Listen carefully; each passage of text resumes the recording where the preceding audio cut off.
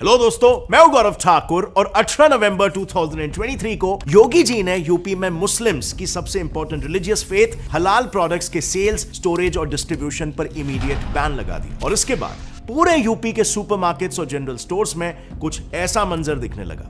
हर जगह पर food departments की रेड्स। अब ऑलरेडी यूपी में इस पॉलिसी के खिलाफ विद्रोह होना शुरू हो चुका था कि इसके सिर्फ 6 दिनों बाद 25 नवंबर 2023 को योगी जी ने तेलंगाना के चुनाव प्रचार में पब्लिकली ये ऐलान कर दिया कि अगर बीजेपी तेलंगाना में इलेक्शंस जीत कर आती है तो वो दो मुख्य बदलाव लाएंगे। पहला, मुस्लिम रिजर्वेशन कंप्लीटली खत्म करके उसके जगह पर एससी, एसटी, ओबीसी का रिजर्वेशन इंप्लीमेंट करेंगे और दूसरी, वो हैदराबाद शहर का नाम बदल देंगे कि भारतीय जनता पार्टी की डबल इंजन सरकार तेलंगाना में बनेगी तो मुस्लिम आरक्षण समाप्त करते हुए अनुसूचित जाति, एससी, एसटी और ओबीसी को इस आरक्षण की सुविधा का लाभ मिलेगा। हैदराबाद को भाग्यनगर बना करके तेलंगाना के भाग्य लक्ष्मी का केंद्र बिंदु बनाएंगे। तो अब यहां पर यह सवाल आना बिल्कुल जायज है कि क्या फुल मेजॉरिटी में लगातार 2 असेंबली इलेक्शंस जीतने के बाद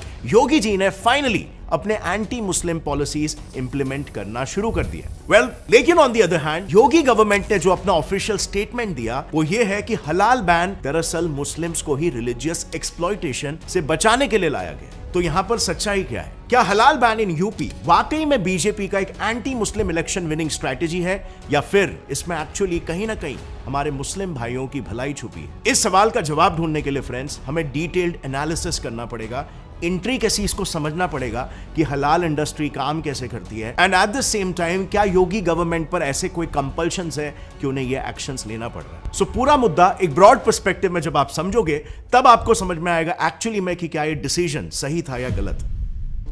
सो हैविंग सेड दैट, मुझे बिल्कुल भी प्रूफ करने की जरूरत नहीं है कि योगी जी के पहले की कई सारे पॉलिसीज को लो की एंटी मुस्लिम माना गया। जैसे कि 2017 में जब योगी जी पहली बार यूपी के सीएम बने थे तो उन पर यह आरोप लगा कि वो मुस्लिम्स के लाइवलीहुड और हिस्ट्री दोनों पर अटैक कर रहे हैं, क्योंकि 2017 में ही उन्होंने स्लॉटर हाउसेस को बंद करवाया था। अब बेशक उन्होंने इलीगल स्लॉटर हाउसेस को बंद करने का ऑर्डर दिया था, लेकिन इसमें एक मैसिव कंट्रोवर्सी इसीलिए छाई क्योंकि गवर्नमेंट फोर्स से पहले स्लॉटर हाउसेस को बंद करा रही थी और फिर डिसाइड कर रही थी कि वो हाउसेस लीगल है या नहीं। इसके बाद अगले साल 2018 में 2 प्रोमिनेंट सिटीज इलाहाबाद और फैजाबाद का नाम बदलकर प्रयागराज और अयोध्या कर दिया। इसके अलावा योगी जी ने पब्लिकली अनगिनत प्रो हिंदू बहुत सारे स्टेटमेंट्स दिए हैं और उसमें से कुछ तो बॉर्डर लाइन कॉन्ट्रोवर्शियल भी रहे और इसीलिए इन पॉलिसीज और कॉन्ट्रोवर्शियल स्टेटमेंट से उनका एक एंटी मुस्लिम इमेज फ्रेम ही हो रहा था कि 2023 में योगी गवर्नमेंट ने एक और एक बड़ा बॉम्ब गिरा दिया, द हिस्टोरिक हलाल मीट बैन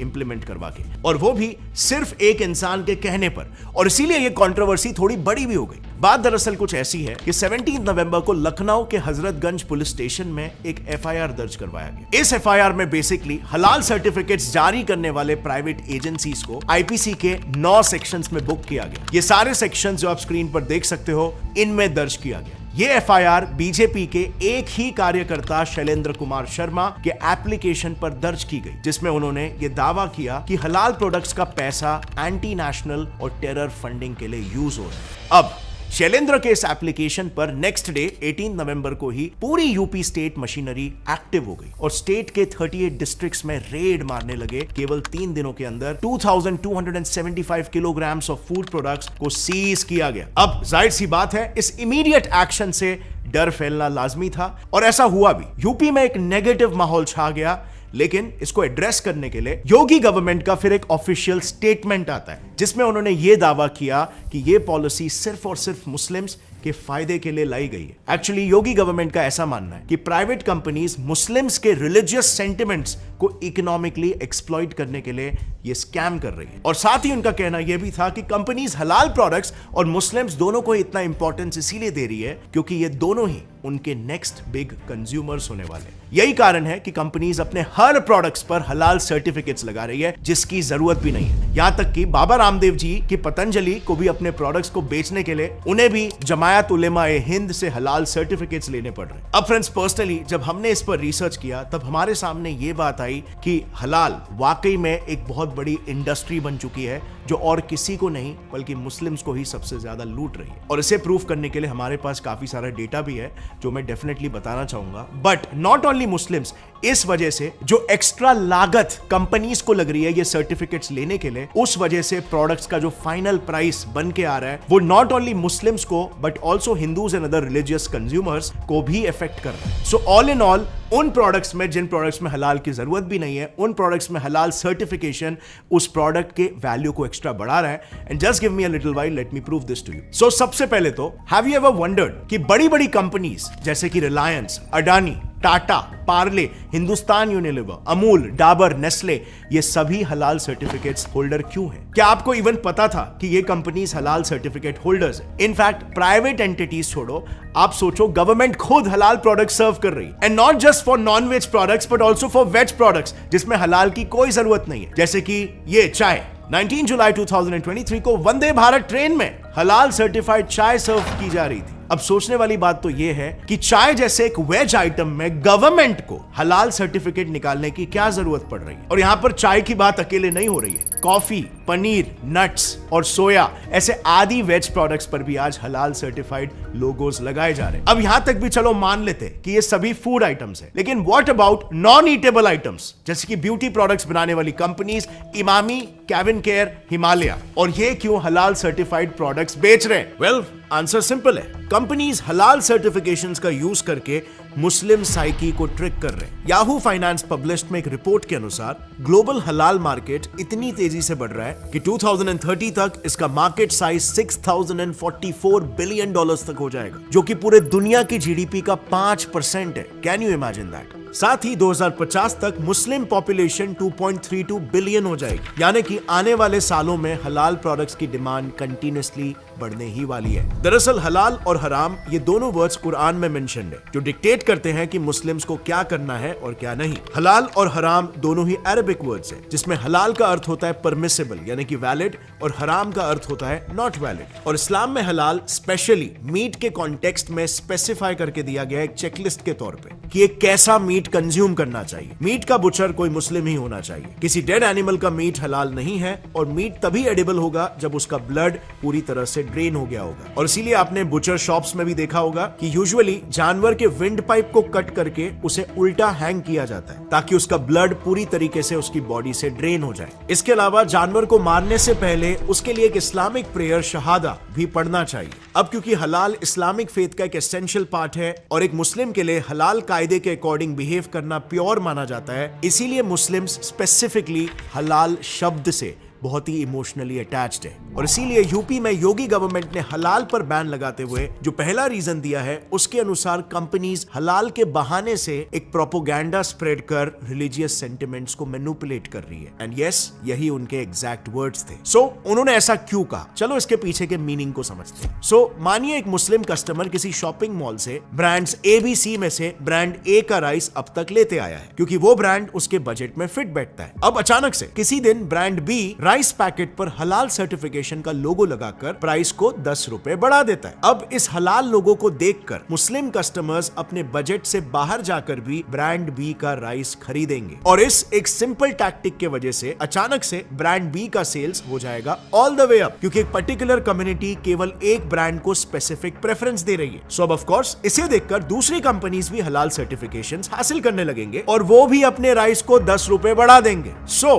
जाहिर सी बात है, इससे पहली प्रॉब्लम जो हो रही है वो ये है कि ओवरऑल उस प्रोडक्ट का मार्केट में रेट ही बढ़ जा रहा है for all the customers irrespective of their faiths. दूसरी प्रॉब्लम, एक नॉन मुस्लिम कस्टमर के पर्सपेक्टिव से हलाल हो या ना वो तो खरीदेगा ही, बट ये बात कंपनीज जानती है और इसीलिए वो अपने सारे प्रोडक्ट्स पर, चाहे उसे हलाल सर्टिफिकेट की जरूरत हो या ना, उस पर हलाल लोगो लगा रही है। और इससे हो ये रहा है कि हर एक नॉन मुस्लिम कस्टमर मजबूरन एक्स्ट्रा पैसे देकर हलाल प्रोडक्ट ही परचेस करने के लिए फोर्स हो रहा है। अब इस पूरे सिचुएशन में एक बड़ा सवाल खड़ा होता है। देखा जाए तो सुप्रीम कोर्ट में फाइल्ड एक पिटीशन के अनुसार हलाल सर्टिफिकेशन 1974 में स्टार्ट हुआ था और 1993 में इसे नॉन मीट प्रोडक्ट्स के लिए भी एक्सपांड किया गया। सो बेसिकली क्या इसका मतलब 1974 से पहले मुस्लिम्स नॉन हलाल प्रोडक्ट्स यूज कर रहे थे? वेल, काइंड ऑफ यस, मगर शायद ही किसी के दिमाग में यह चीज रजिस्टर हुई थी जब तक इसका नीड नहीं क्रिएट किया गया बाय दी कंपनीज।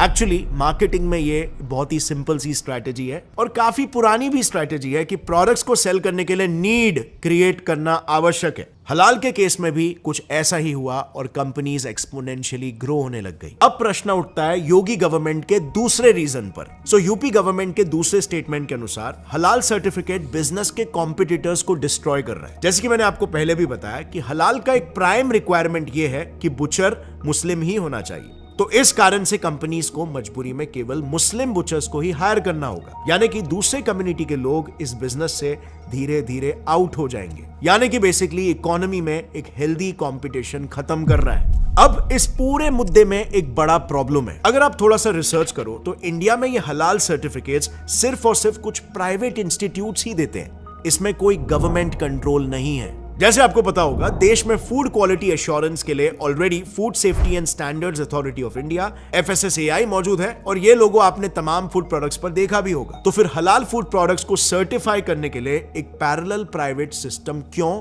और कैसे चल रहा है? इंडिया आज दुनिया का वन ऑफ द लार्जेस्ट हलाल मीट एक्सपोर्टर है, लेकिन फिर भी देश में कोई गवर्नमेंट एजेंसी हलाल सर्टिफिकेशन देने का काम नहीं करती, बल्कि सिर्फ कुछ प्राइवेट इंस्टीट्यूट्स ये सर्टिफिकेशंस देते हैं, जो कि रिजल्टिंगली इन इंस्टीट्यूट्स के लिए अनलिमिटेड रेवेन्यू जनरेट कर रहा है। थोड़ा सा ही रिसर्च करने पर पता चल जाता है कैसे। जामिया उलमाई हिंद हलाल ट्रस्ट देश की एक प्रोमिनेंट हलाल सर्टिफिकेशन एजेंसी है, जो फीस लेकर कंपनीज को हलाल सर्टिफिकेट प्रोवाइड करती है, और ये है उनका रेट लिस्ट। अब जैसे कि आप देख सकते हो रेट लिस्ट में न्यू रजिस्ट्रेशन, रिन्यूअल, ऑडिट सभी के लिए सेपरेट चार्जेस है। अब इस इकोनॉमिक्स को समझने के लिए सपोज कोई कंपनी एम फर्स्ट टाइम 3 साल के साइकिल के लिए हलाल सर्टिफिकेशन लेना चाहती है, तो एम को अपने 50 प्रोडक्ट्स को हलाल सर्टिफिकेशन दिलवाने के लिए ये प्राइस पे करना पड़ेगा। 3 साल की साइकिल के लिए रजिस्ट्रेशन फीस 60,000 और 50 प्रोडक्ट्स के लिए पर प्रोडक्ट 1,500 रुपीज के हिसाब से 50 into 1,500 is equal to 75,000 rupees और साथ ही 18% GST, यानी कि टोटल रजिस्ट्रेशन फीस हुआ 1,59,300। उसके बाद अगला फीस है हलाल लोगो प्रिंटिंग, जिसका प्राइस है 20,000 प्लस 18% GST पर ईयर। सो एग्रीगेट करके 3 साल के लिए हलाल लोगो प्रिंटिंग के चार्जेस 70,800 रुपीज हो जाते हैं। अब ऑब्वियसली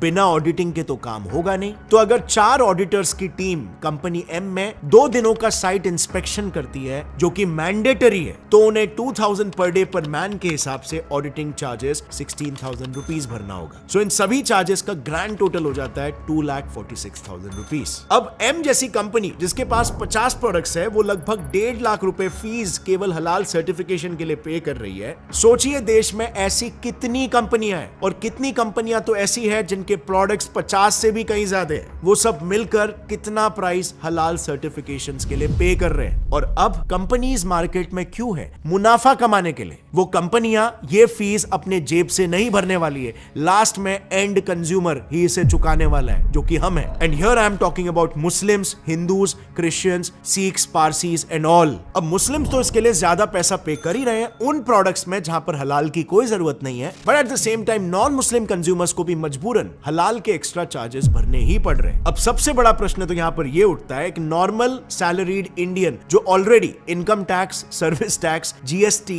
और अन्य ऐसे दूसरे तमाम tax, road tax, property tax, wealth tax etcetera government को तो पे ही कर रहा है, क्या उससे अब जबरदस्ती हलाल टैक्स भी वसूल किया जाएगा? और नॉन मुस्लिम्स जो कि इंडिया में मेजॉरिटी है, क्या उन्हें भी चॉइसलेसली हलाल प्रोडक्ट्स को यूज करना ही होगा? वेल, मार्केट में जैसे जैसे हलाल सर्टिफाइड प्रोडक्ट्स बढ़ते जाएंगे, किसी के पास इन प्रोडक्ट्स के ऑल्टरनेटिव्स का कोई ऑप्शन ही नहीं होगा। और जो मुस्लिम्स इस पूरे ब्रॉड पर्सपेक्टिव को समझते हैं, वो भी जाने अनजाने में इस चीज से परेशान है, क्योंकि उन्हें जिन प्रोडक्ट्स में हलाल की कोई जरूरत नहीं है, उन प्रोडक्ट्स में भी एक्स्ट्रा पे करना पड़ रहा है, और इसका एक कंपाउंडिंग इफेक्ट काफी बड़ा हो सकता है। सो क्लियरली यहां पर किसी तरह के रेगुलेशन की जरूरत है, और यह है पर्सनली मेरा पर्सपेक्टिव इस पूरे मामले में। और शायद ऐसा हो सकता है कि योगी गवर्नमेंट भी इस सिचुएशन को इसी एंगल से देख रही है, और इसीलिए उन्होंने ऐसा कहा कि यह मूव मुस्लिम्स के ही बेनिफिट के लिए है। अब डेफिनेटली हलाल मीट प्रोडक्ट्स का इंडियन इकोनॉमी को एक अच्छा एडवांटेज है, क्योंकि इंडिया ब्राजील के बाद इस्लामिक कंट्रीज को हलाल मीट एक्सपोर्ट करने वाला